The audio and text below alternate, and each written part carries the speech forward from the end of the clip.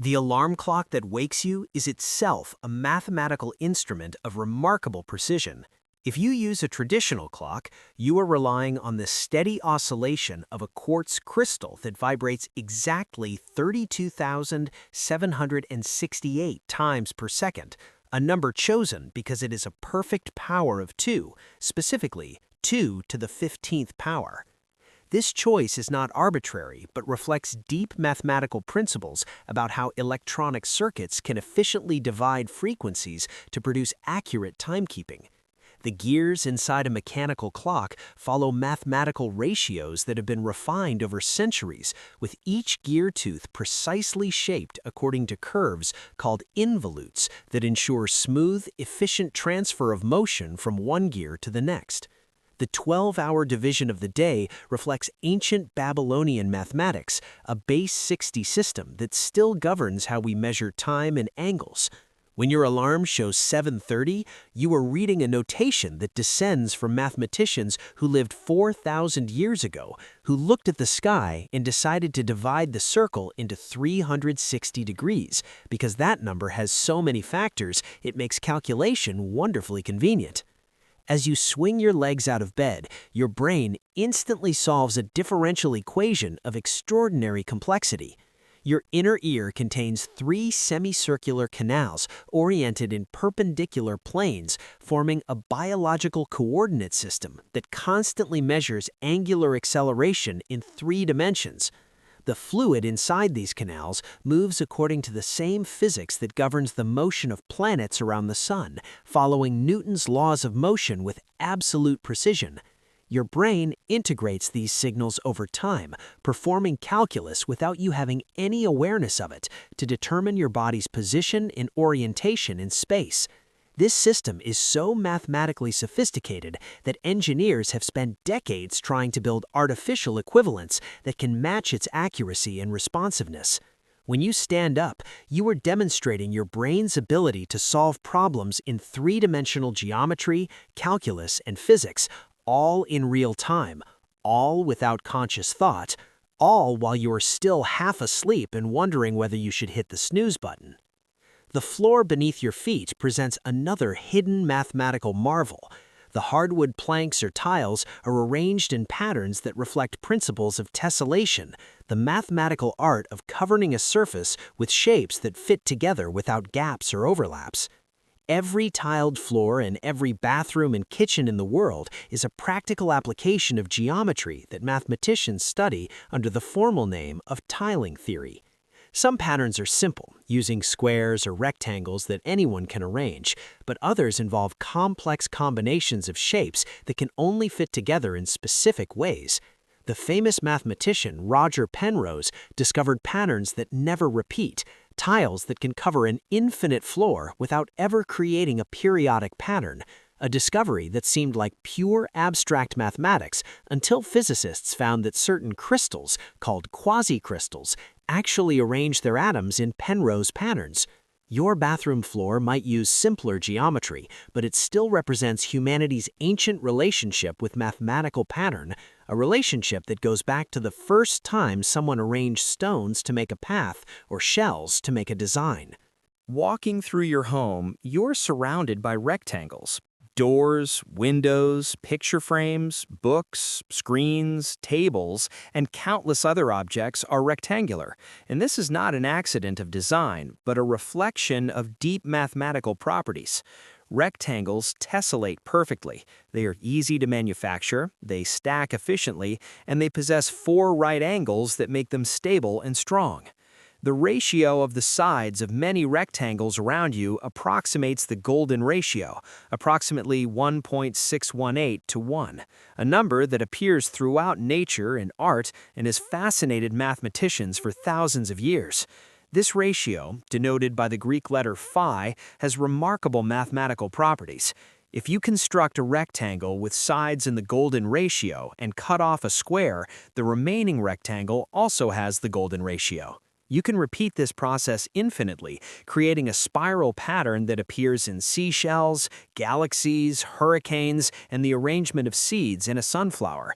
The ancient Greeks considered this ratio the most aesthetically pleasing proportion, and architects from the Parthenon to modern skyscrapers have used it to create buildings that feel harmonious and balanced to the human eye.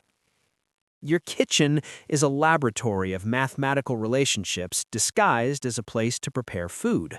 When you fill a glass with water, you are observing fluid dynamics, a branch of mathematics so complex that many of its fundamental equations remain unsolved.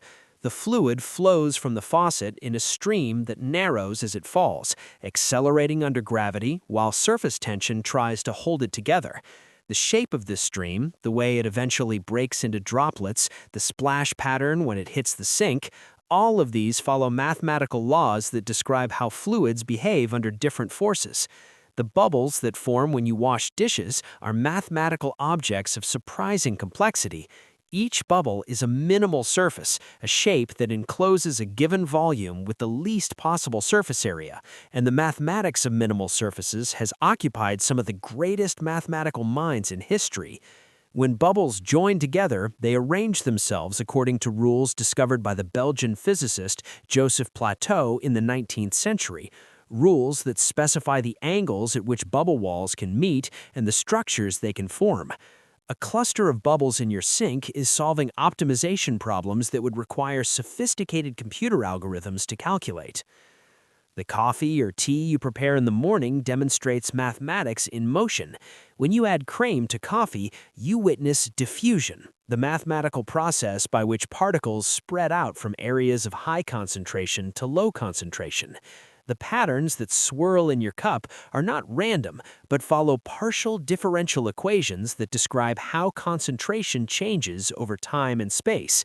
If you stir your coffee, you create a vortex, a rotating flow pattern that has fascinated mathematicians and physicists for centuries. The shape of the vortex, the way the liquid speeds up near the center, the secondary flows that develop, all follow mathematical laws that also describe hurricanes, tornadoes, and the water swirling down your drain. The temperature of your coffee decreases according to Newton's law of cooling, an exponential decay function that mathematically relates the rate of heat loss to the temperature difference between the liquid and its surroundings. Every minute, the coffee loses a fraction of its excess heat, and this fraction remains constant, creating a mathematical curve that describes the cooling process perfectly. Breakfast brings mathematics to your plate in forms both obvious and subtle. An egg is approximately an ellipsoid, a three-dimensional shape generated by rotating an ellipse around one of its axes. The curve of an eggshell follows mathematical principles that distribute stress evenly across the surface, making the egg surprisingly strong when pressure is applied from the outside, but easy for a chick to break from the inside. It's a marvel of biological engineering, optimized through millions of years of evolution to protect the developing embryo while using minimal material. When you crack an egg, the fracture patterns that spread across the shell follow mathematical laws from fracture mechanics, rules that describe how cracks propagate through materials under stress. Scientists study these patterns to understand everything from how pottery breaks, to how bones fracture, to how earthquakes rupture the Earth's crust. If you eat cereal, you pour from a box that is almost certainly a rectangular prism, a shape chosen because it tessellates perfectly on store shelves and minimizes wasted space during shipping. The cereal pieces themselves come in various shapes, but many are toroidal, meaning they have the topology of a donut with a hole through the middle. The mathematics of topology focuses on properties that remain unchanged when objects are stretched or deformed, and a key concept is the number of holes an object has. A coffee mug and a donut have the same topology because each has exactly one hole, and mathematicians have proven that one can be continuously deformed into the other without tearing or gluing. This might seem like abstract mathematical play, but topology has profound applications in physics, computer science, and biology. The shape of your cereal was likely chosen partly for mathematical reasons related to surface area and volume, because more surface area means more coating of sugar or flavor, and the marketing team knows that taste is largely determined by what touches your tongue first. Toast presents the mathematics of heat transfer and material science. Bread browns through a process called the Maillard reaction, a complex series of chemical reactions between amino acids and sugars that occur at specific temperatures. The rate of these reactions follow mathematical laws related to temperature and time, and the even browning you desire requires uniform heat distribution across the bread's surface.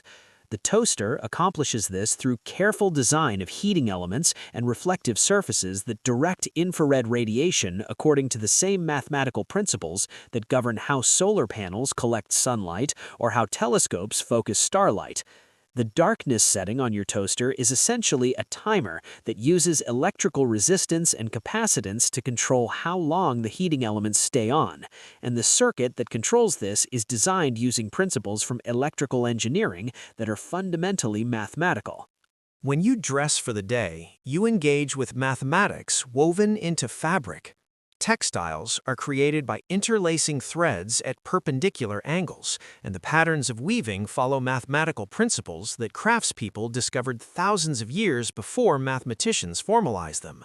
Plain weave, twill, satin, and countless other patterns are essentially algorithms, step-by-step procedures that specify how threads should interlace to create fabrics with different properties. The strength, flexibility, appearance, and feel of fabric are all determined by these mathematical patterns.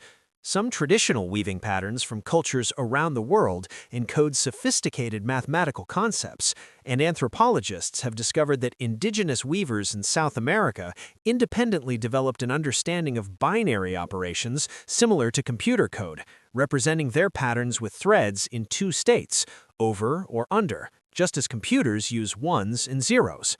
The buttons on your shirt are typically arranged in a line, equally spaced, reflecting principles of symmetry and pattern that humans find aesthetically pleasing. If you wear a zipper, you are using a device whose design is based on mathematical principles of interlocking shapes.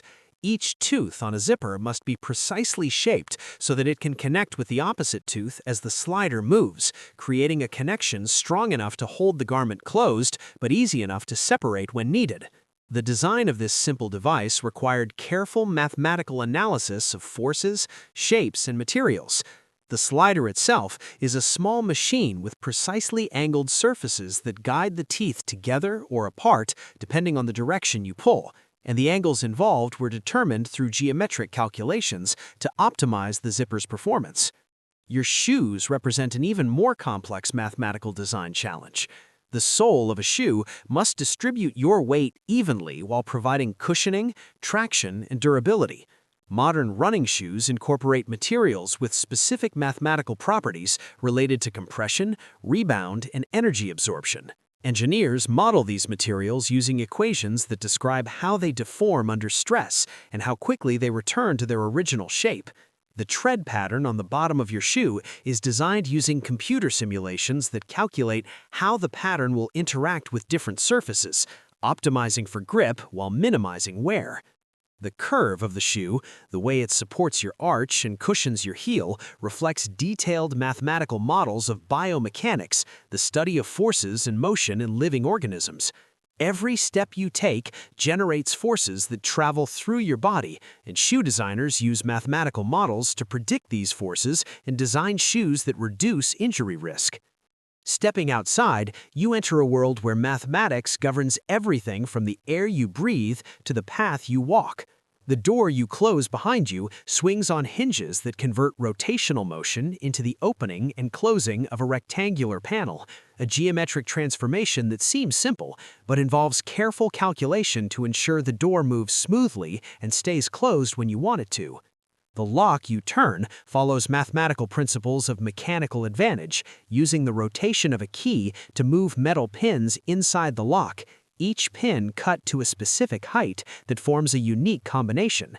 The number of possible combinations in a typical lock is calculated using principles from combinatorics, the mathematical study of counting and arrangement. A basic lock might have 5 pins, each cut to one of 6 depths, giving 36 to the 5th power possible combinations, which equals 60,777,216 possibilities. Enough to make lockpicking difficult, but not impossible. The street you walk on is itself a massive engineering project based on mathematical calculations. Engineers determined the thickness of each layer of the road based on equations that predict how materials will bear weight and resist cracking over time. The slight curve of the road, called camber, is designed using geometry to ensure rainwater drains to the sides rather than pooling in the middle. The painted lines on the road are positioned using surveying equipment that relies on trigonometry, the mathematics of triangles and angles. Surveyors use instruments that measure angles with precision, then apply trigonometric functions, sine, cosine, and tangent to calculate distances and positions. The entire system of roads, intersections, and traffic signals in a city is designed using principles from graph theory, a branch of mathematics that studies networks of connected points. Traffic engineers model the city as a graph, where intersections are vertices and roads are edges, then use algorithms to optimize traffic flow and minimize congestion.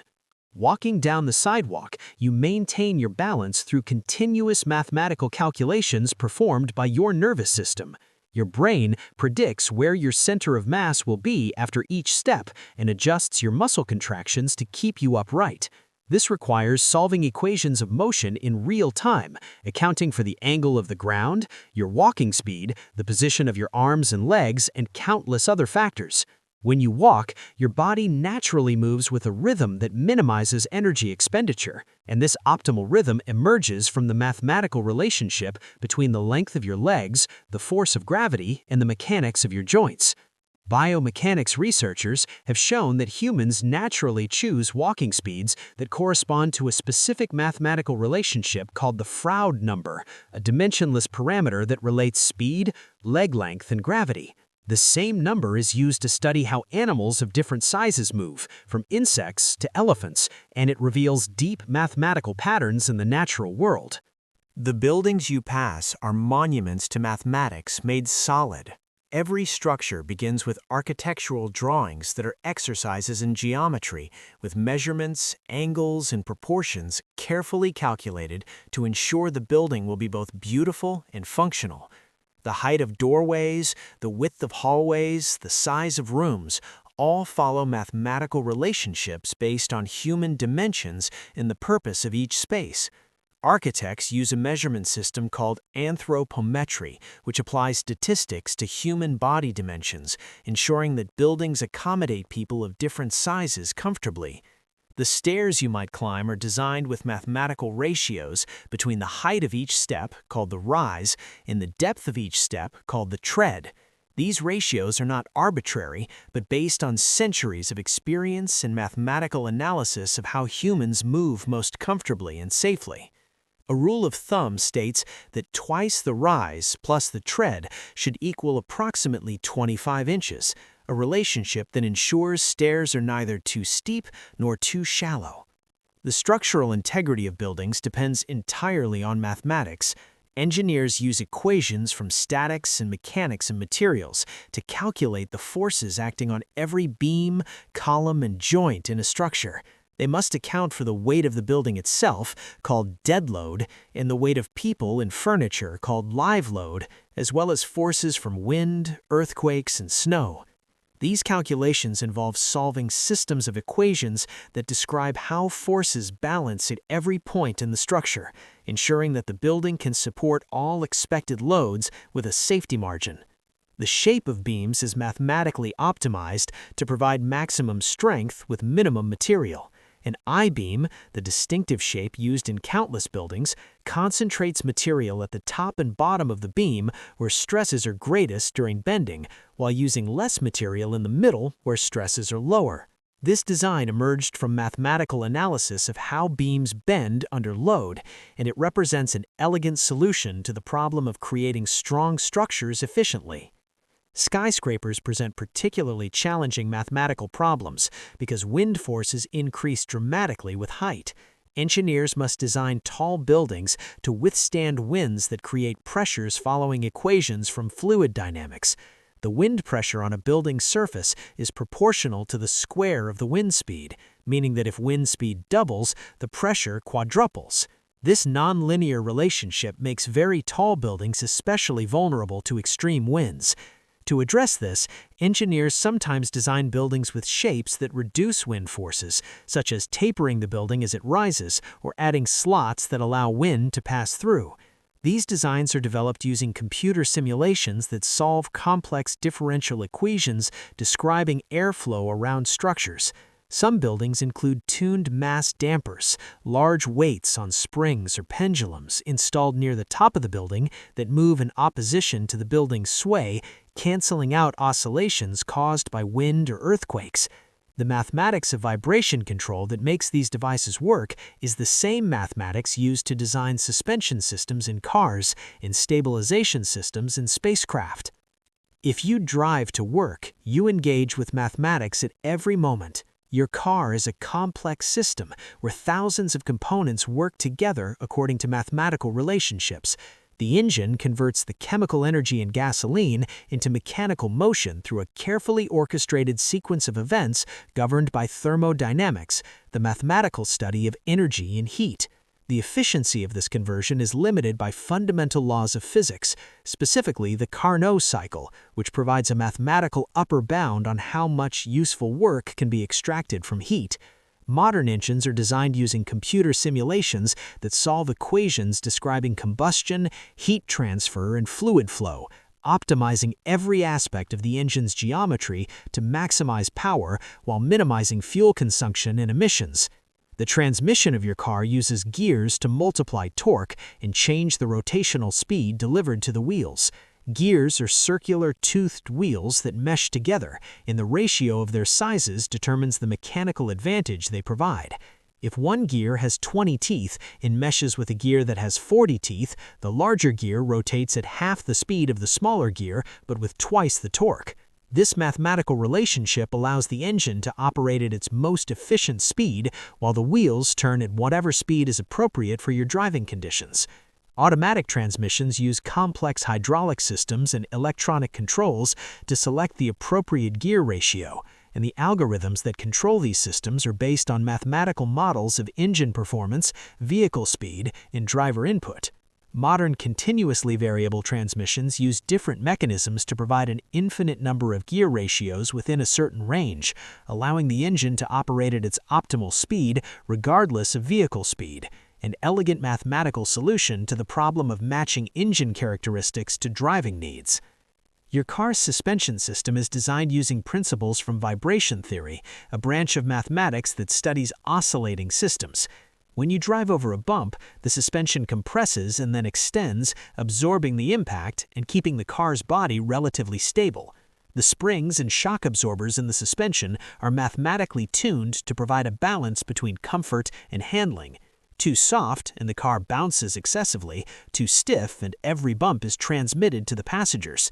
Engineers model the suspension as a system of masses connected by springs and dampers, then solve differential equations to predict how the system will respond to different inputs.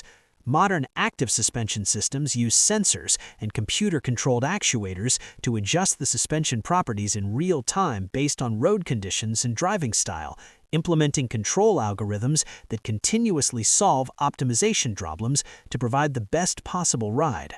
If you use a navigation system to find your route, you are relying on one of the most impressive applications of mathematics in everyday life. Your phone or GPS device receives signals from satellites orbiting approximately 12,000 miles above Earth, satellites that are traveling at about 8,600 miles per hour relative to the ground.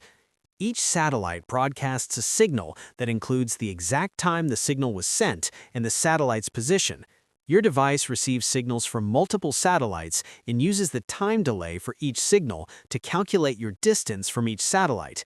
With distances to at least 4 satellites, your device can solve a system of equations to determine your exact position on Earth's surface.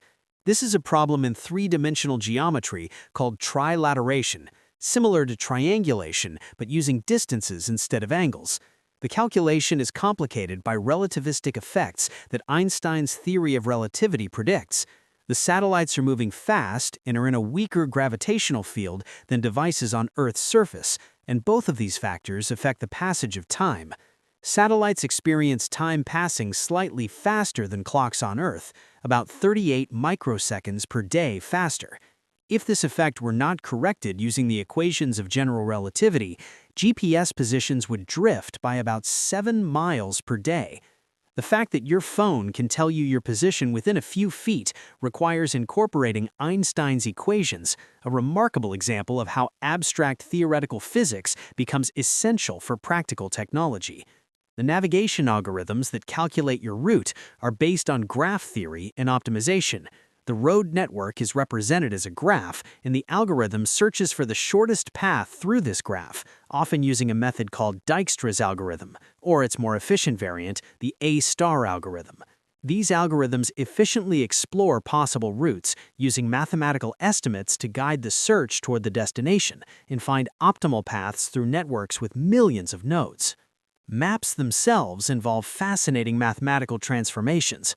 Earth is approximately spherical, but maps are flat, and it is mathematically impossible to flatten a sphere without distortion.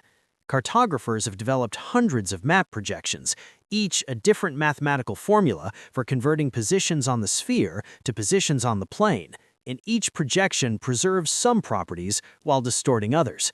The Mercator projection preserves angles, making it useful for navigation, but it grossly distorts sizes, making Greenland appear larger than Africa when Africa is actually 14 times larger. The Gall-Peters projection preserves relative sizes, but distorts shapes. No perfect solution exists because of a fundamental theorem in differential geometry called Gauss's theorema egregium, the remarkable theorem, which proves that the curvature of a surface cannot be changed without stretching or compressing the surface. This mathematical impossibility means that every world map must involve compromise, and the choice of projection involves deciding which properties are most important for the map's purpose. Arriving at work, whether in an office, a store, or any other workplace, you enter a space organized according to mathematical principles of efficiency and workflow. The layout of workspaces, the placement of equipment, the design of storage systems, all reflect mathematical analysis of how people and materials move through space. Operations research, a field that applies mathematical methods to organizational problems, includes techniques for optimizing facility layout. Analysts model the workspace as a network of locations connected by paths, then use algorithms to minimize the total distance traveled or the time required to complete tasks. Large warehouses and distribution centers use sophisticated mathematical models to determine where to store items, how to route workers or robots to collect orders, and how to pack items efficiently into containers for shipping. The computer you put on your desk is a machine whose every operation is fundamentally mathematical. At its core, a computer is a device that performs billions of simple mathematical operations every second. When you type a letter, the computer converts your keystroke into a number, processes that number through layers of software, each layer performing mathematical transformations, and ultimately sends a pattern of numbers to your screen that causes specific pixels to illuminate and form the shape of the letter you typed. Modern computers are based on binary arithmetic, performing all calculations using only 2 digits, 0 and 1. This might seem limiting, but binary arithmetic is sufficient to represent any number and perform any calculation.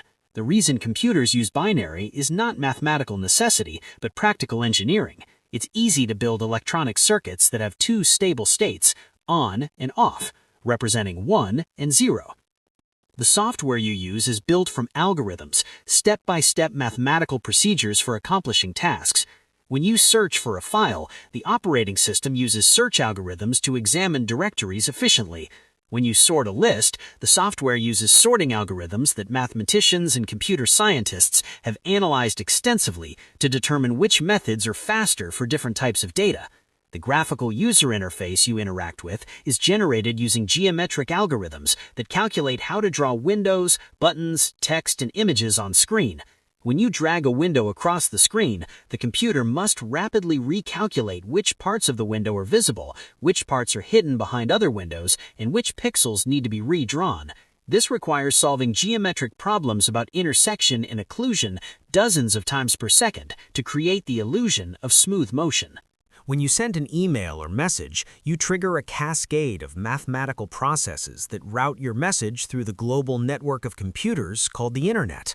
Your message is broken into small pieces called packets, each packet labeled with addressing information that routers use to forward the packet toward its destination. The protocols that govern this process are essentially algorithms, mathematical procedures that specify exactly how data should be formatted, transmitted, and reassembled. The Internet is a packet-switched network, meaning that different packets from the same message might take different paths through the network, each packet routed independently based on current network conditions. When all packets arrive at the destination, they are reassembled into your original message using sequence numbers that identify each packet's position. The reliability of Internet communication depends on error-correcting codes, mathematical techniques that add redundant information to messages so that errors introduced during transmission can be detected and corrected. These codes are based on sophisticated mathematics from algebra and number theory. One common approach uses polynomials, mathematical expressions involving variables raised to powers. The data is treated as coefficients of a polynomial, and the error-correcting code evaluates this polynomial at several points and transmits both the original data and these additional values. If some values are corrupted during transmission, the receiver can use the remaining values to reconstruct the original polynomial and recover the data. This mathematical technique, developed in the mid-20th century, makes reliable digital communication possible over noisy channels and is used in everything from cell phones to satellite communications to scanning QR codes. The security of your communications relies on cryptography, the mathematical science of encoding information so that only authorized recipients can decode it. Modern cryptography uses principles from number theory, particularly the mathematics of prime numbers. The most widely used encryption system, called RSA, after its inventors Rivest, Shamir, and Adelman, is based on the mathematical fact that multiplying two large prime numbers is easy, but factoring the resulting product back into the original primes is extraordinarily difficult. A public key encryption system allows you to publish an encryption key that anyone can use to send you encrypted messages, but only you possess the corresponding decryption key needed to read those messages. The security of this system rests on the computational difficulty of certain mathematical problems, and mathematicians and computer scientists continue to study these problems to ensure that encryption remains secure as computers become more powerful. If you make a purchase during your day, you engage with mathematics that humans have been developing for thousands of years. Money itself is a tool for making mathematical comparisons between different goods and services. When a sandwich costs $8 and a salad costs $6, these prices allow you to compare the values of different items using a common unit. The decimal system we use for currency reflects our base 10 number system, and the coins and bills are denominated in powers and multiples of 10 to make calculation convenient. Making change involves arithmetic, and while this seems simple, it actually involves a mathematical problem called the coin changing problem, finding the minimum number of coins needed to make a given amount of change. For standard coin denominations, there are efficient algorithms to solve this problem, but for arbitrary denominations, the problem becomes more complex and is actually NP-complete, a class of problems for which no known efficient algorithm exists. Credit cards and electronic payments involve sophisticated mathematics to process transactions securely and efficiently. When you swipe or insert a card, the card reader communicates with payment networks that verify you have sufficient funds or credit, check for fraud, and transfer money between accounts. These networks process thousands of transactions per second, and the databases and algorithms that make this possible are designed using principles from computer science and operations research. Fraud detection systems use statistical methods and machine learning to identify suspicious transactions. These models build mathematical models of normal spending patterns for each customer, then flag transactions that deviate significantly from these patterns. The models might consider factors like transaction amount, merchant category, geographic location, and time of day, using multivariate statistics to calculate a fraud probability for each transaction. Interest rates and loans involve exponential mathematics that many people find counterintuitive. When you borrow money at a given interest rate, the amount you owe grows exponentially if you don't make payments. The formula for compound interest shows how money grows when interest is calculated on both the original principal and previously accumulated interest. This compounding effect is why debt can grow so quickly and why starting to save money early is so valuable. The monthly payments on a mortgage or car loan are calculated using formulas from the mathematics of annuities, which determine the constant payment that will pay off a loan over a specified period given a particular interest rate. These formulas involve exponential functions in geometric series, and while modern calculators and computers do the arithmetic, understanding the mathematical principles helps people make informed financial decisions. The restaurant or cafe where you might eat lunch demonstrates mathematics in numerous ways. The menu prices are set using mathematical models that consider the cost of ingredients, labor, rent, and other expenses, then add a markup to generate profit. Restaurant managers use contribution margin analysis, a technique from managerial accounting, to determine which menu items are most profitable. This analysis calculates how much each item contributes to covering fixed costs after variable costs are subtracted. The restaurant's seating arrangement involves optimization problems, similar to those in operations research. Managers want to maximize the number of customers served while ensuring adequate space and comfort, a problem that involves geometric constraints and queuing theory, the mathematical study of waiting lines. The food itself involves mathematics in its preparation. Recipes are essentially mathematical formulas that specify ratios of ingredients. When a recipe calls for 2 cups of flour and 1 cup of sugar, it is specifying a 2-to-1 ratio that determines the characteristics of the final product. Scaling recipes up or down requires proportional reasoning, understanding that all quantities must be multiplied by the same factor to maintain the relationships that make the recipe work. Baking is particularly mathematical because the chemical reactions that occur during baking are sensitive to proportions. The rising of bread depends on yeast producing carbon dioxide gas, and the rate of this process depends on temperature, following mathematical laws from chemistry and thermodynamics. The browning of food follows temperature-dependent reaction rates, and professional chefs learn to control time and temperature precisely to achieve desired results. Nutrition labels on packaged food present mathematical information about the food's composition.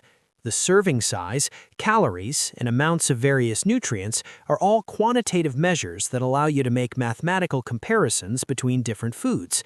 The daily value percentages show what fraction of recommended daily intake one serving provides, allowing you to calculate using simple addition whether you are meeting nutritional guidelines. Dietary planning involves solving a constrained optimization problem, choosing foods that provide adequate nutrition while staying within calorie goals and fitting personal preferences and budget. Nutritionists and dietitians use software that performs these calculations, solving systems of equations and inequalities to design meal plans that meet complex nutritional requirements. The afternoon often brings tasks that involve mathematics more explicitly. If you work with data, you might create charts and graphs to visualize information. The design of effective visualizations involves mathematical principles about how to encode information visually. Bar charts, line graphs, pie charts, and scatter plots are different mathematical mappings from data to visual properties like position, length, angle, and area. Some mappings are more effective than others because of how human perception works. For example, people are better at comparing lengths than angles, which is why bar charts are often clearer than pie charts for comparing quantities. The field of data visualization combines mathematics, psychology, and design to determine the most effective ways to communicate quantitative information. Statistical analysis is a branch of mathematics that deals with collecting, analyzing, and interpreting data. If you need to understand what data is telling you, whether it is sales figures, survey responses, or experimental measurements, you use statistical methods. Calculating averages, standard deviations, correlations, and confidence intervals involves mathematical formulas that summarize data and quantify uncertainty. Statistics helps you distinguish between patterns that are meaningful and those that might have occurred anyway due to random variation. For example, if sales increased after a marketing campaign, statistical tests can help determine whether the increase is likely due to the campaign or might have happened anyway due to random variation. These tests involve calculating probabilities using formulas from probability theory, a branch of mathematics that deals with quantifying uncertainty and randomness. If your work involves planning and scheduling, you are solving optimization problems that can be surprisingly complex. Scheduling a set of tasks subject to constraints about which tasks must be completed before others can begin is a problem from graph theory called topological sorting. If you need to assign people to tasks to complete a project as quickly as possible while respecting each person's skills and availability, you are solving a resource allocation problem. If you need to visit multiple locations in the most efficient order, you are facing the famous traveling salesman problem, which asks for the shortest route that visits each city exactly once and returns to the start. This problem is easy to state, but extraordinarily difficult to solve optimally when the number of cities is large. For 10 cities, there are over 3 million possible routes. For 20 cities, the number exceeds a billion. And for 50 cities, the number of routes exceeds the number of atoms in the universe.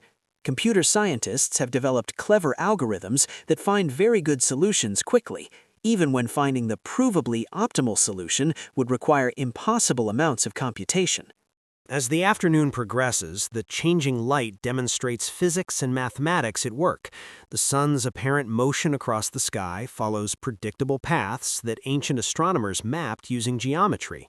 The angle of the sun above the horizon changes throughout the day and throughout the year following trigonometric functions. At solar noon, when the sun reaches its highest point, the sun's angle depends on your latitude and the date, a relationship that can be calculated using spherical trigonometry, the mathematics of triangles drawn on spheres. Ancient navigators used measurements of the sun's angle to determine their latitude at sea, applying mathematical formulas that related the observed angle to their position on Earth. The color of afternoon light differs from morning or midday light because of how light interacts with Earth's atmosphere. When the sun is low in the sky, sunlight must travel through more atmosphere to reach your eyes, and the atmosphere scatters different colors of light differently. Blue light scatters more than red light, which is why the sky appears blue when the sun is overhead. The blue light is scattered in all directions, and some reaches your eyes from every part of the sky. When the sun is near the horizon, so much blue light has been scattered away that the remaining light appears reddish or orange. This phenomenon is described by Rayleigh scattering, named after Lord Rayleigh, who developed the mathematical theory in the 19th century. The theory shows that scattering intensity is inversely proportional to the fourth power of wavelength, meaning that blue light, with its shorter wavelength, scatters about 10 times more strongly than red light. Shadows demonstrate geometry in the physical world. The length and direction of shadows change as the sun moves, and ancient peoples used this fact to create sundials, devices that tell time based on shadow position. A sundial is a practical application of spherical astronomy and projective geometry. The gnomon, the part of the sundial that casts the shadow, must be aligned with Earth's axis of rotation, pointing toward the celestial pole. The hour lines on the sundial face are not evenly spaced unless you are at the equator, because the sun's motion across the sky does not correspond to uniform motion in azimuth. The mathematics required to design a sundial that accurately shows time involves converting between different coordinate systems and accounting for Earth's rotation, orbital motion, and axial tilt. The drive home at the end of the day brings new mathematical phenomena. Traffic patterns during rush hour reflect complex collective behavior that traffic engineers study using mathematical models. When many drivers are on the road simultaneously, their individual decisions about speed, lane changes, and route choice interact to create emergent patterns like traffic jams. Even without accidents or construction, traffic can become congested simply because the flow of cars exceeds the road's capacity. Mathematical models of traffic flow treat cars like particles in a fluid, using differential equations to describe how traffic density changes over time and space.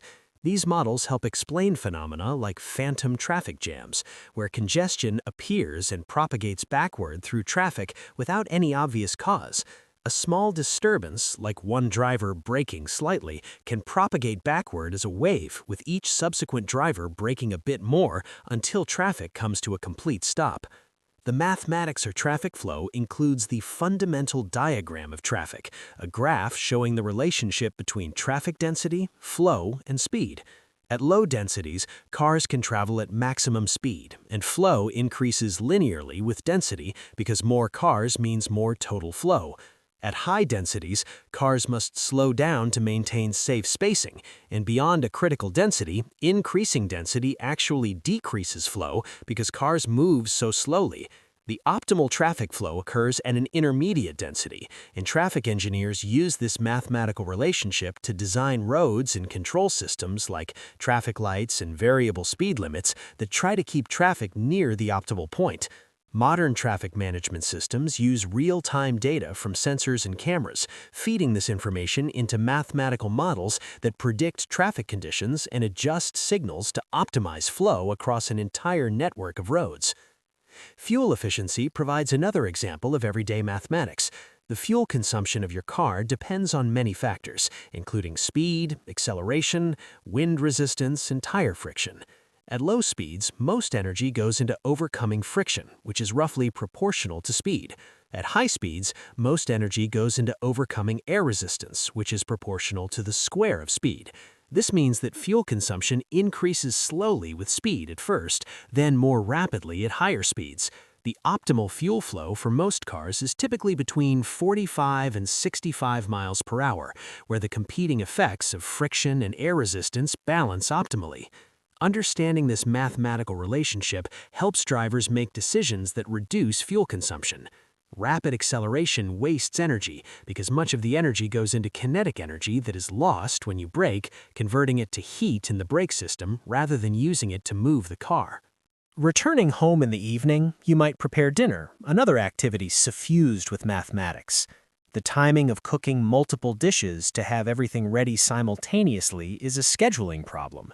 If the pasta takes 12 minutes, the vegetables take 8 minutes, and the sauce takes 15 minutes, you need to start them in the correct order so they all finish together. This is a simple example of project scheduling, and more complex meals require more sophisticated planning. Professional chefs develop detailed timelines for preparing elaborate meals, working backward from the desired serving time to determine when each task must begin. The heat transfer involved in cooking follows mathematical laws. When you place food in an oven, heat flows from the hot air to the cooler food at a rate that depends on the temperature difference, following Newton's law of cooling. The food heats from the outside in, with heat diffusing toward the center following a differential equation called the heat equation. The time required to cook food depends on its thickness because heat takes time to diffuse through material. This is why a thick steak takes much longer to cook than a thin one, even if both need to reach the same internal temperature. The relationship is not linear, but quadratic. Doubling the thickness approximately quadruples the cooking time. Professional chefs learn these mathematical relationships through experience, developing intuition about timing that is ultimately based on the physics of heat transfer. Measuring ingredients involves units and conversions that are mathematical operations. Recipes might call for ingredients in cups, tablespoons, or teaspoons, and sometimes you need to convert between these units or scale the recipe up or down. 3 teaspoons equal 1 tablespoon, 16 tablespoons equal 1 cup, and these conversion factors allow you to translate between units using multiplication or division. The metric system makes conversions easier because it is based on powers of 10. 1,000 milliliters equal 1 liter, 1,000 grams equal 1 kilogram, and so on. The United States continues to use customary units for most everyday purposes, but scientists and many cooks prefer metric units because of their mathematical convenience. Understanding ratios and proportions is essential for cooking, whether you are doubling a recipe, converting between units, or adjusting seasonings to taste. After dinner, you might relax with entertainment that involves mathematics in ways both obvious and hidden. If you watch television or stream video, you are receiving images that have been digitally encoded using sophisticated mathematical algorithms. Video compression exploits mathematical patterns in images to reduce the amount of data needed to represent them. Consecutive frames in a video are usually similar, so the encoder stores one frame fully and then stores only the differences between subsequent frames and previous ones. This is called temporal compression. Within each frame, nearby pixels usually have similar colors, so the encoder uses spatial compression techniques that represent regions of similar color efficiently. The algorithms that perform this compression are based on mathematical transforms, particularly the discrete cosine transform, which converts image data from spatial domain to frequency domain, where redundancy is easier to identify and remove. Music is fundamentally mathematical. Sound consists of pressure waves traveling through air, and the pitch of a note corresponds to the frequency of the wave, how many times per second the pressure oscillates. Musical intervals, the relationships between different notes, correspond to simple mathematical ratios between frequencies. An octave represents a doubling of frequency, a perfect fifth represents a 3:2 ratio, and a perfect fourth represents a 4:3 ratio. The ancient Greek philosopher Pythagoras discovered these relationships more than 2,000 years ago, and they remain the foundation of music theory. The Western musical scale divides the octave into 12 equal semitones, a system called equal temperament. The frequency ratio between adjacent semitones is the 12th root of 2, approximately 1.05946. This number, when multiplied by itself 12 times, equals exactly 2, so 12 semitones span an octave. The rhythm of music involves dividing time into patterns, a process that is essentially mathematical. Time signatures like 4/4 or 3/4 specify how beats are grouped, and the notation of rhythm using whole notes, half notes, quarter notes, and shorter durations is a system of binary subdivision. Each note duration is half the previous one, creating a mathematical hierarchy of time intervals. Complex rhythms like polyrhythms, where different patterns with different periods play simultaneously, create interference patterns that the brain perceives as interesting and engaging. The mathematical structure of music, the relationships between pitches, and the patterns in time is part of why music has such a powerful effect on human emotion and cognition. If you play games in the evening, you engage with mathematics explicitly designed to be entertaining. Card games involve probability in combinatorics. A standard deck has 52 cards, and the number of different 5-card poker hands is a mathematical calculation using combinations. The formula for combinations tells you how many ways you can choose 5 items from 52 when the order does not matter. And the answer is 2,598,960. Different poker hands have different probabilities, and skilled players know these probabilities and use them to make strategic decisions. The probability of being dealt a royal flush, the best possible hand, is 1 in 649,740, making it exceptionally rare. Board games often involve mathematical strategy. Chess is a game of perfect information where both players can see the entire board, and in principle, every possible game could be analyzed mathematically to determine the optimal move in each position. However, the number of possible chess positions is so large, estimated at around 10 to the 43rd power, that complete analysis is impossible.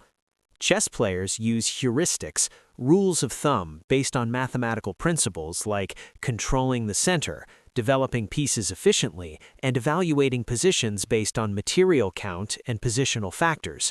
Strong chess players think ahead many moves, mentally constructing a tree of possible move sequences and evaluating the resulting positions.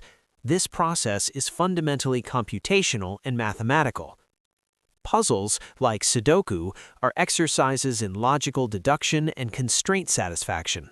A Sudoku grid presents a partially filled 9x9 grid that must be completed so that each row, column, and 3x3 box contains the digits 1 through 9 exactly once. Solving a Sudoku puzzle requires systematically applying logical rules to determine which digits must go in which cells. The puzzle is an example of a constraint satisfaction problem, a type of problem studied in computer science in artificial intelligence. Algorithms exist that can solve Sudoku puzzles automatically using techniques like backtracking search, where the algorithm tries placing digits in empty cells and backtracks when it reaches a contradiction. The difficulty of a Sudoku puzzle depends on how many initial clues are given and how complex the logical deductions required to solve it are. As night falls and you look at the sky, you are gazing at a display of mathematics written in light. The stars you see are distant suns whose light has traveled for years or centuries to reach your eyes. The distance to stars is so vast that astronomers measure it in light years. The distance light travels in 1 year, approximately 9.46 trillion kilometers. The nearest star to Earth beyond the Sun is Proxima Centauri, about 4.24 light-years away, meaning the light you see tonight left that star over 4 years ago. The mathematics of cosmic distances is mind-boggling, requiring scientific notation to express numbers conveniently. Scientific notation writes numbers as a product of a number between 1 and 10 and a power of 10. So the distance to Proxima Centauri is approximately 4 times 10 to the 13th kilometers. The patterns of stars and constellations have been recognized by humans for thousands of years, and many cultures created systems for organizing and naming star patterns. These patterns are arbitrary from an astronomical perspective, as the stars in a constellation are generally at vastly different distances from Earth and have no physical relationship to each other. However, the patterns served practical purposes for navigation and timekeeping. The position of constellations in the sky changes predictably throughout the night and throughout the year, and ancient astronomers used these changes to create calendars and navigate. The mathematics of spherical astronomy allowed navigators to determine their latitude by measuring the angle of certain stars above the horizon, and their longitude by comparing local time to a reference time. The apparent motion of stars across the sky is due to Earth's rotation. Earth rotates on its axis once every 24 hours, approximately, causing stars to appear to move in circular paths around the celestial poles. The rate of this apparent motion is constant, 15 degrees per hour, because 360 degrees divided by 24 hours equals 15. This mathematical relationship means that you can estimate time by observing how far stars have moved from their positions at some reference time. Ancient people developed sophisticated understanding of celestial motions through careful observation and mathematical reasoning, creating models that predicted the positions of stars, the sun, the moon, and planets with impressive accuracy. As you prepare for sleep, your body begins physiological changes that involve mathematical rhythms. Your circadian rhythm, the internal biological clock that regulates sleep and wakefulness, operates on an approximately 24-hour cycle. This rhythm is controlled by a group of nerve cells in the hypothalamus that generate oscillating patterns of neural activity. The mathematics of oscillating systems, including concepts like period, frequency, and phase, describe how circadian rhythms work. The rhythm is not exactly 24 hours, but close, and it is continuously adjusted by environmental cues, primarily light exposure, through a mathematical process called entrainment. Light exposure in the morning advances the rhythm, shifting your clock earlier, while light exposure in the evening delays the rhythm, shifting your clock later. Your heart rate decreases as you prepare for sleep, transitioning from the faster rates of active waking to the slower rates of rest. Heart rate variability, the variation in time intervals between consecutive heartbeats, follows mathematical patterns that reflect the balance between different parts of the autonomic nervous system. Analyzing heart rate variability using mathematical techniques like Fourier analysis, which decomposes a signal into component frequencies, provides information about cardiovascular health and stress levels. The Fourier transform is a powerful mathematical tool that converts a signal from time domain to frequency domain, revealing periodic patterns that might not be obvious in the original signal. This transformation is used in countless applications, from analyzing heart rhythms to compressing music files to detecting planets orbiting distant stars. As you fall asleep, your brain transitions through distinct stages characterized by different patterns of electrical activity. Brain waves are rhythmic oscillations of electrical potential measured by electrodes placed on the scalp, and these oscillations have different frequencies and amplitudes in different sleep stages.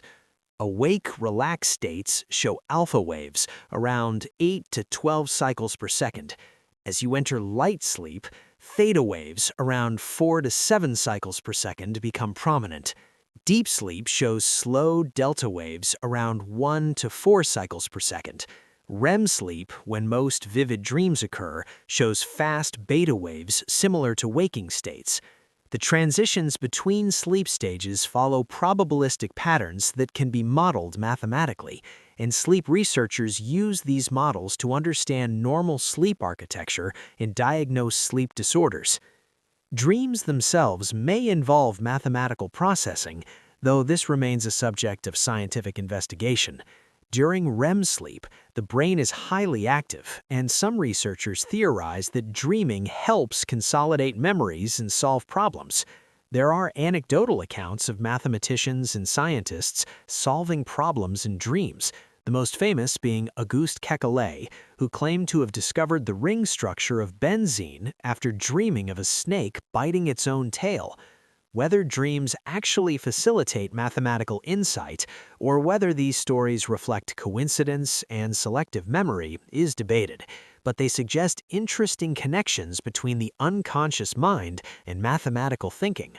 The visual and spatial processing that occurs in dreams may allow the mind to explore relationships and patterns in ways different from conscious thought. The content of dreams often seems bizarre and illogical, but some researchers have tried to apply mathematical models to dream phenomenology.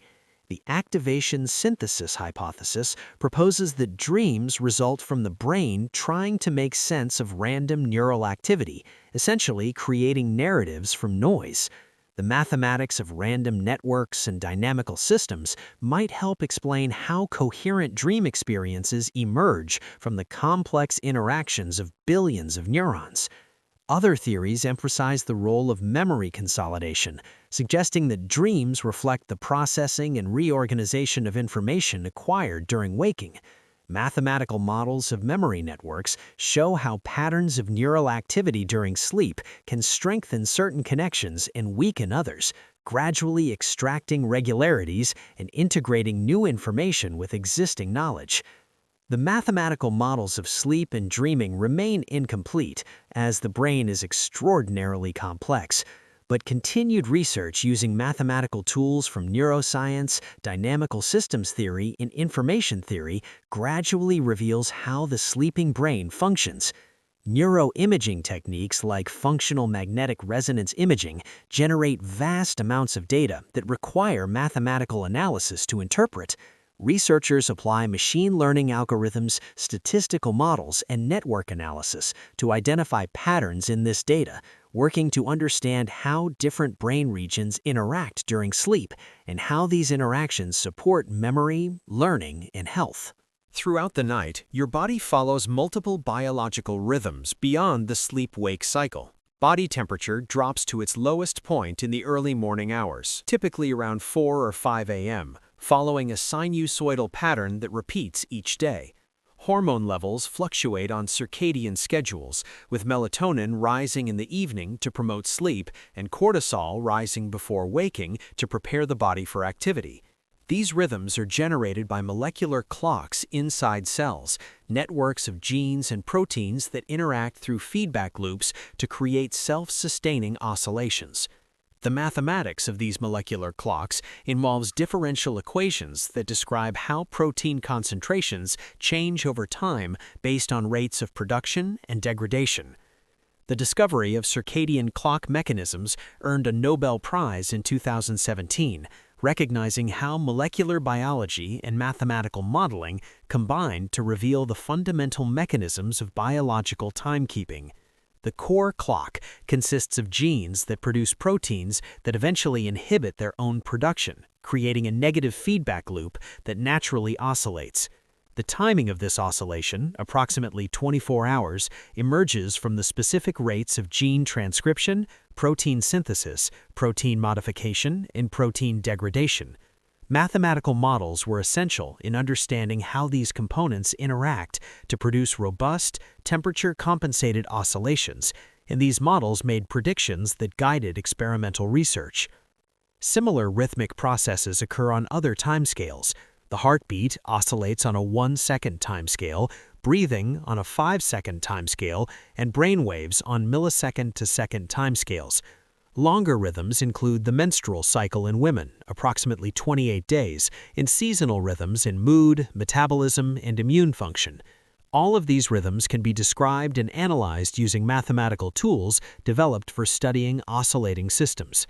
The mathematics reveals how rhythms can synchronize, how they respond to perturbations, and how disruptions to normal rhythms, such as from shift work or jet lag, affect health and performance. At the molecular level, sleep involves countless chemical reactions governed by mathematical laws.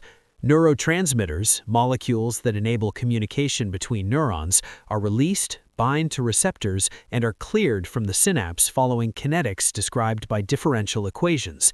The neurotransmitter GABA, gamma-aminobutyric acid, promotes sleep by inhibiting neuronal activity, and many sleep medications work by enhancing GABA signaling.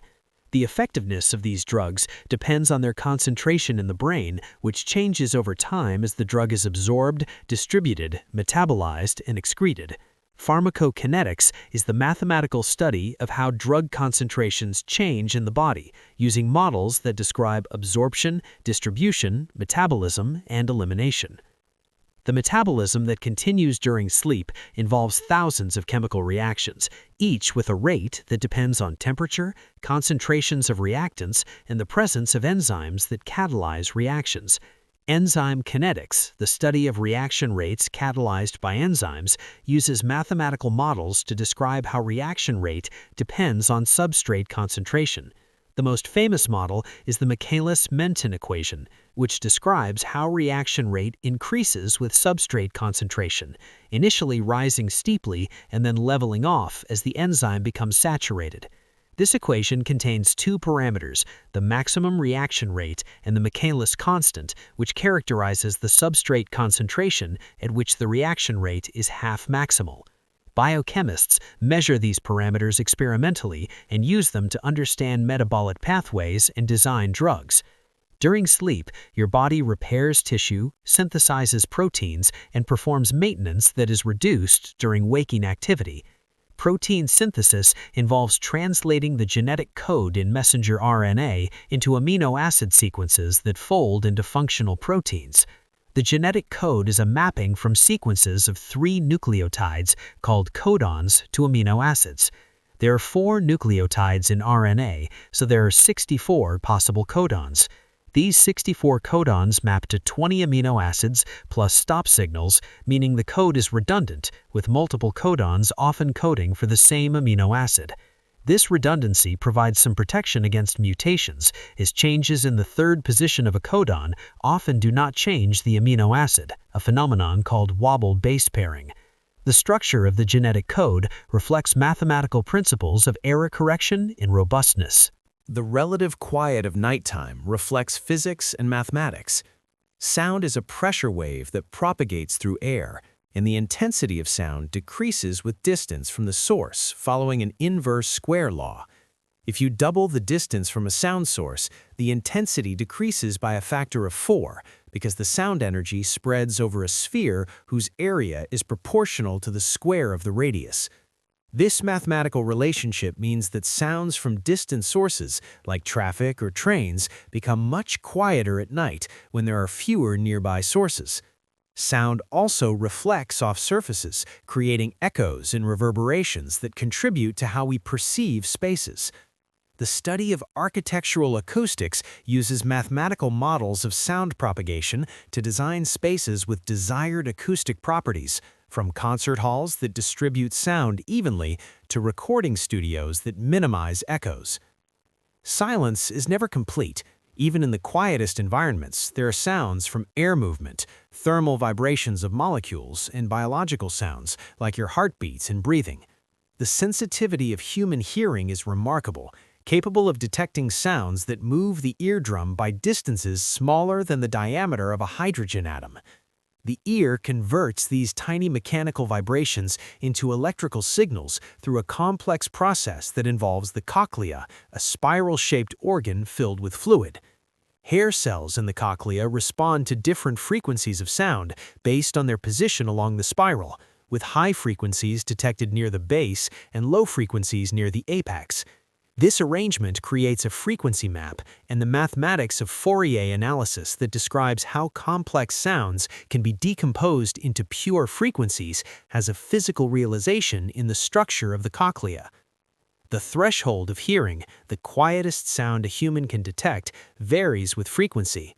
Hearing is most sensitive around 2 to 5 kilohertz, frequencies important for understanding speech, and less sensitive at very low and very high frequencies. The relationship between the physical intensity of sound and perceived loudness is logarithmic, meaning that each tenfold increase in intensity is perceived as a similar increase in loudness. This is why sound intensity is measured in decibels, a logarithmic scale, where an increase of 10 decibels represents a tenfold increase in intensity. This logarithmic perception is common across human senses and reflects the need to respond to stimuli that vary over enormous ranges of intensity, from the dimmest stars visible to the bright sun, from the softest whispers to loud shouts. The bed you sleep in is designed using ergonomics, the science of designing objects and environments to fit human needs and capabilities. Mattress design involves mathematical optimization of multiple competing factors, providing support to keep the spine aligned while offering enough softness to relieve pressure points. The materials used in mattresses, including foams, springs, and fibers, have mechanical properties described by mathematical models. The stress-strain relationship for a material describes how much it deforms under applied force, and different materials follow different mathematical models. Ideal springs follow Hooke's law, where deformation is proportional to force, but real materials often show more complex behavior. Viscoelastic materials like memory foam exhibit time-dependent behavior, deforming more slowly under sustained pressure, and their behavior is described by more complex mathematical equations involving both elastic and viscous components.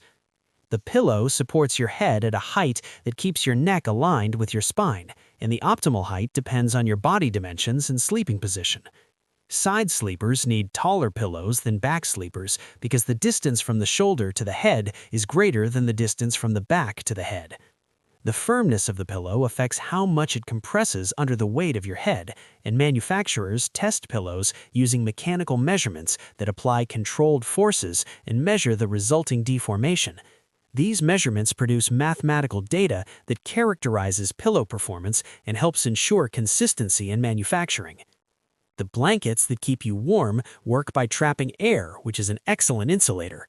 Heat transfer through materials follows the heat equation, a partial differential equation that describes how temperature changes in space and time.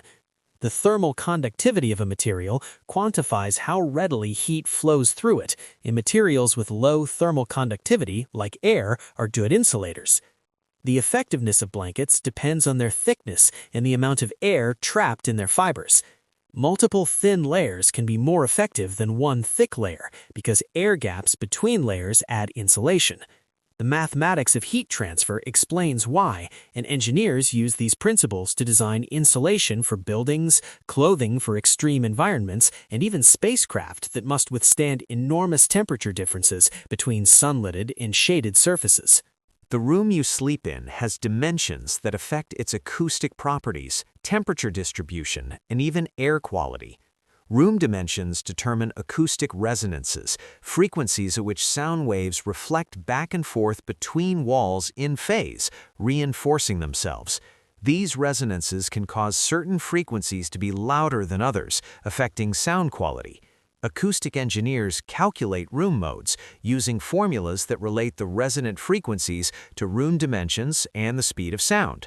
For a rectangular room, the resonant frequencies are determined by the lengths of the three dimensions, and calculating these frequencies involves solving equations from wave physics. Musicians and audio professionals care about room acoustics because they affect how instruments and speakers sound, and studios are often designed with non-parallel walls and acoustic treatment to minimize problematic resonances. Temperature distribution in a room is governed by heat transfer through conduction, convection, and radiation.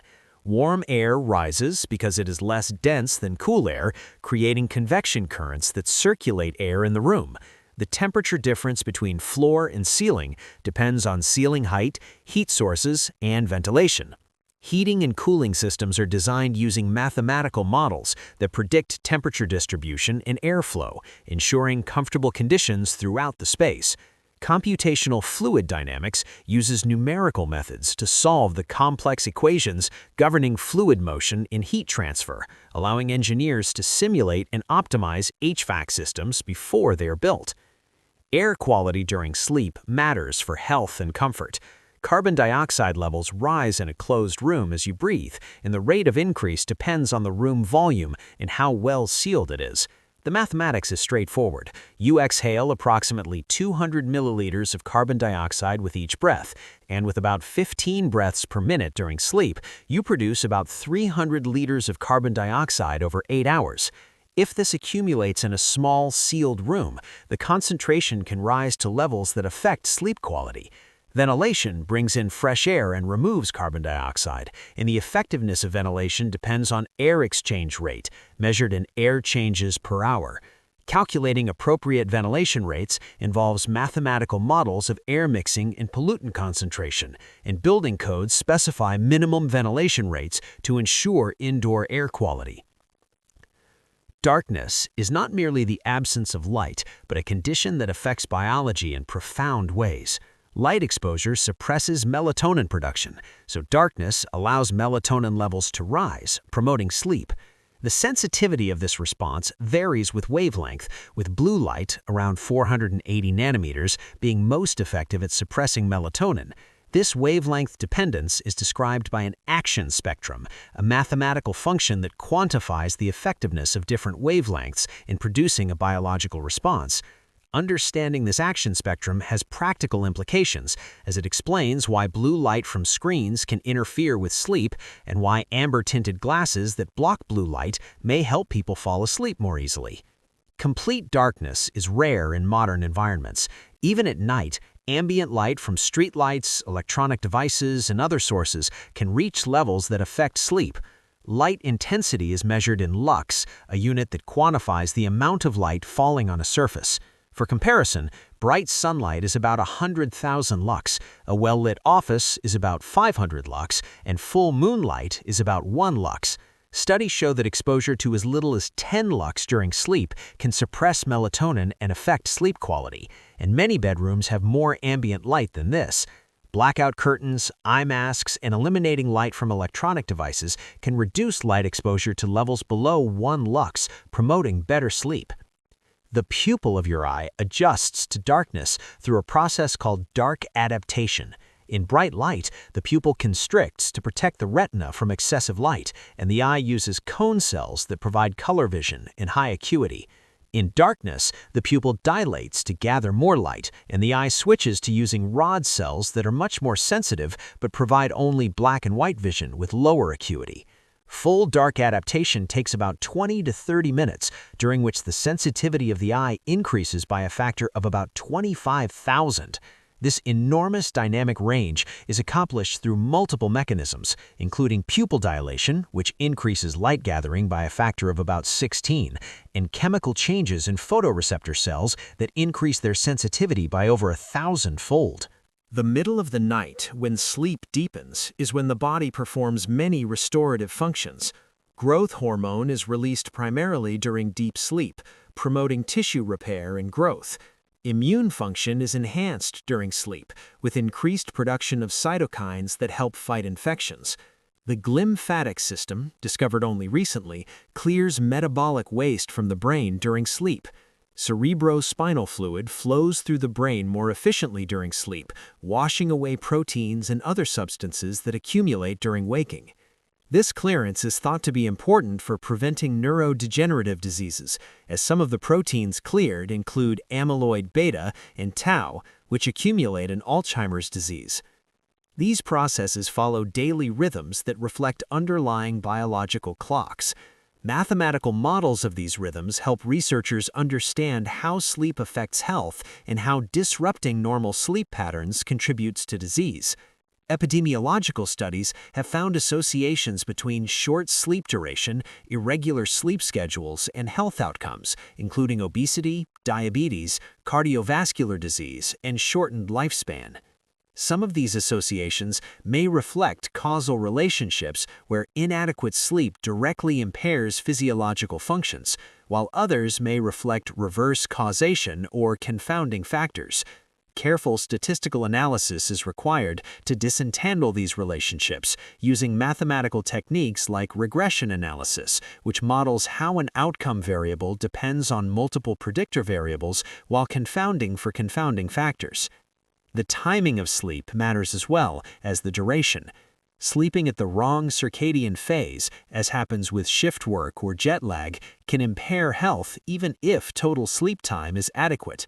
Mathematical models of circadian rhythms help predict how quickly the circadian clock adjusts to new schedules and inform recommendations for minimizing circadian disruption. For example, the models show that eastward jet travel, which requires advancing the clock, is typically harder to adjust to than westward travel, which requires delaying the clock. This is because the intrinsic period of the human circadian clock is slightly longer than 24 hours, making it easier to delay than to advance. These predictions from mathematical models match people's experiences and inform strategies for managing jet lag. While you sleep, memories formed during the day are processed and consolidated, transferred from temporary storage in the hippocampus to more permanent storage in the cortex. This process involves reactivating patterns of neural activity that occurred during learning, replaying experiences in compressed time. Studies have recorded neural activity in sleeping animals and found that neurons active during spatial exploration replay their activity patterns during subsequent sleep, and the order of activation is preserved. This replay occurs much faster than the original experience, as if the brain is reviewing what happened in fast forward. Mathematical analysis of these neural firing patterns uses techniques from information theory and statistics to quantify how reliably replay sequences match learning sequences. The mathematical theory of neural networks, inspired by biological brains, provides models of how learning and memory might work. Artificial neural networks consist of interconnected nodes that pass signals to each other, and the strength of connections changes according to learning rules. The most famous learning rule, proposed by Donald Hebb in 1949, states that connections strengthen between neurons that are active together, often summarized as neurons that fire together, wire together. This simple mathematical rule, formalized as heavy in learning, forms the basis for many neural network models and has been shown to occur in biological brains through processes like long-term potentiation. More sophisticated learning algorithms like backpropagation have enabled artificial neural networks to learn complex tasks, and while biological brains likely use different mechanisms, the success of these mathematical models demonstrates that learning and memory can emerge from networks of simple computational units following mathematical rules. Sleep's role in memory consolidation has been demonstrated through experiments showing that sleep after learning improves subsequent memory performance. Exactly how sleep enhances memory remains under investigation, but proposed mechanisms include synaptic homeostasis, the idea that sleep downscales synaptic connections that were strengthened during waking, improving the signal-to-noise ratio of important memories, and active systems consolidation, the transfer of memories from hippocampus to cortex through coordinated replay. Mathematical models help formalize these theories and make testable predictions. For example, models of synaptic homeostasis predict that sleep deprivation should lead to saturation of synaptic strengths, impairing further learning, a prediction supported by experiments. The deepest stage of sleep, slow wave sleep, shows large amplitude, slow oscillations of electrical activity across the cortex. These oscillations represent coordinated transitions between active states when neurons fire and silent states when neurons are quiet. The mathematics of how millions of neurons synchronize to produce these oscillations is an active area of research. Models based on the dynamics of coupled oscillators show how individual neurons with their own intrinsic rhythms can lock together into collective patterns. The mathematics reveals that synchronization depends on the strength of coupling between oscillators and the distribution of their natural frequencies. Too weak coupling and oscillators remain independent. Too strong coupling and the system might lock into a single rigid pattern, but at intermediate coupling strengths, complex and flexible patterns can emerge. These slow oscillations are thought to play a role in memory consolidation by providing a temporal framework for coordinating activity between different brain regions. During the active phase of the oscillation, neural assemblies in the cortex and hippocampus can communicate, allowing information transfer. The precise timing of these interactions matters, and mathematical models suggest that the phase relationships between oscillations in different regions determine the direction and effectiveness of information flow. Experiments using electrical or magnetic stimulation synchronized with the phase of slow oscillations have shown that it is possible to enhance memory consolidation, providing evidence that the timing of neural activity during sleep has functional consequences. The structure of sleep across the night follows a predictable pattern, with cycles of roughly 90 minutes repeating 4 to 6 times. Each cycle includes stages of light sleep, deep sleep, and REM sleep in a characteristic sequence, and the relative amounts of each stage change across the night. Early cycles have more deep sleep, while later cycles have more REM sleep. This architecture is disrupted by sleep disorders, aging, and sleep deprivation, and mathematical models help quantify these changes. Transition probabilities between sleep stages can be calculated from sleep recordings, and these probabilities change in systematic ways that reflect sleep pressure, circadian phase, and other factors. Analyzing these patterns using mathematical tools from time series analysis and probability theory provides insight into the regulation of sleep and the mechanisms of sleep disorders. As morning approaches, sleep lightens, and the body begins preparing for waking. Core body temperature starts rising from its nighttime low, cortisol levels increase, and sleep becomes more fragmented. The probability of waking increases, and when the alarm sounds or natural awakening occurs, the brain rapidly transitions from sleep to waking. This transition involves widespread changes in neural activity, with increased firing rates, changes in neurotransmitter levels, and activation of arousal systems in the brainstem and hypothalamus. The speed of this transition varies among individuals, with some people waking alert and others experiencing sleep inertia, a period of grogginess and impaired performance that can last from minutes to over an hour. The mathematics of sleep-wake transitions can be modeled using dynamical systems theory, which describes how systems change over time according to mathematical rules. The sleep-wake system can be conceptualized as having two stable states, sleep and wake, with transitions between them governed by competing drives. The homeostatic sleep drive builds during waking, creating pressure to sleep, while the circadian alerting signal varies across the day, promoting wakefulness during the biological day and sleep during the biological night. Mathematical models that incorporate these drives can reproduce the pattern of sleep and waking across multiple days and predict how sleep deprivation, shift work, and other manipulations affect sleep timing and quality. Opening your eyes to morning light restarts the cycle. Light signals received by the retina travel to the suprachiasmatic nucleus, the brain's master circadian clock, resetting it to the new day. This light signal is strongest in the morning, helping to synchronize the internal clock with the external day. The mathematics of circadian entrainment describes how this synchronization occurs, with light acting as a forcing function that shifts the phase of the circadian oscillator.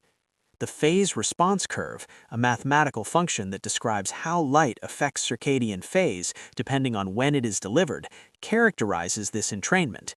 Light in the early morning advances the clock, making you wake earlier, while light in the evening delays the clock, making you wake later. Understanding this mathematics helps design light exposure strategies to adjust to new time zones or shift work schedules. And so the cycle continues, day after day, an endless loop of waking, activity, and sleep, each phase governed by mathematics that operates silently and perfectly. The mathematics in daily life is not a subject separate from experience, but the very structure of experience, the hidden scaffold that supports everything you do.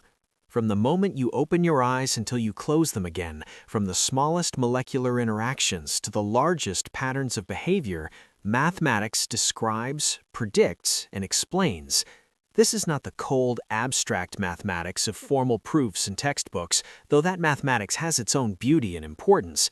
This is mathematics alive in the world, mathematics that makes coffee swirl and hearts beat, mathematics that guides birds in migration and satellites in orbit, mathematics that connects every part of reality in a web of relationships and patterns. Understanding this hidden mathematics does not diminish the wonder of daily life, but enhances it, revealing that ordinary moments contain extraordinary complexity and beauty. The steam rising from your morning coffee traces patterns of fluid dynamics and thermodynamics. The route you take to work reflects solutions to optimization problems. The music you enjoy embodies mathematical relationships between frequencies and rhythms. The sunset you admire demonstrates scattering of light according to precise equations. Every breath, every glance, every thought involves mathematical processes too numerous and too complex to fully comprehend, yet they work together seamlessly to create the experience of being alive. This journey through the mathematics of daily life shows that you are not merely living in a mathematical universe, but are yourself a mathematical phenomenon, a self-organizing system of incredible complexity that maintains its structure and function through continuous calculation and control.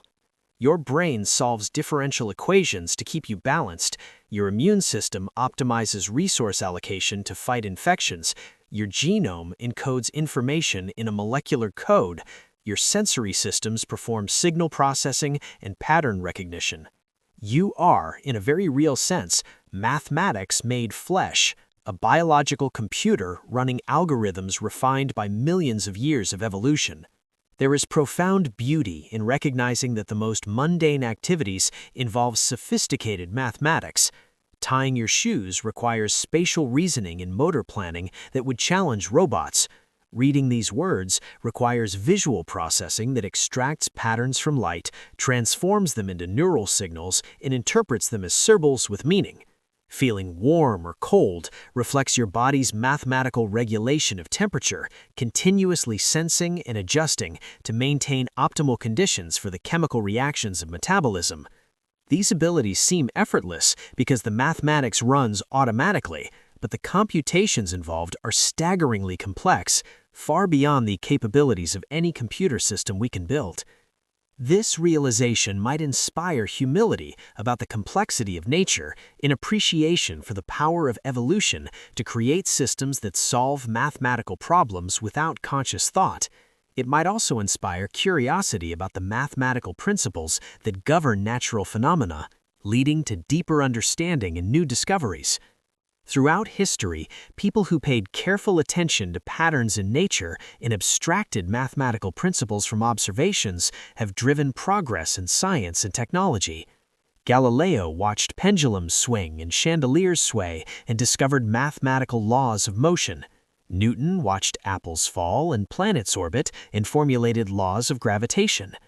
Einstein imagined riding a beam of light and developed theories of relativity. Each discovery revealed new layers of mathematical structure underlying reality. The mathematics hidden in daily life connect the very small to the very large, the simple to the complex, the immediate to the eternal. The same principles that govern atoms also govern galaxies, The same mathematics that describes the beating of your heart also describes the pulsing of stars. The exponential functions that model compound interest also model population growth and radioactive decay. The wave equations that describe sound also describe light and quantum mechanics. Mathematics provides a universal language for describing patterns, and these patterns appear at every scale and in every context. This universality suggests something profound about the nature of reality, that beneath the apparent diversity and complexity of phenomena, there are simple, elegant mathematical principles at work.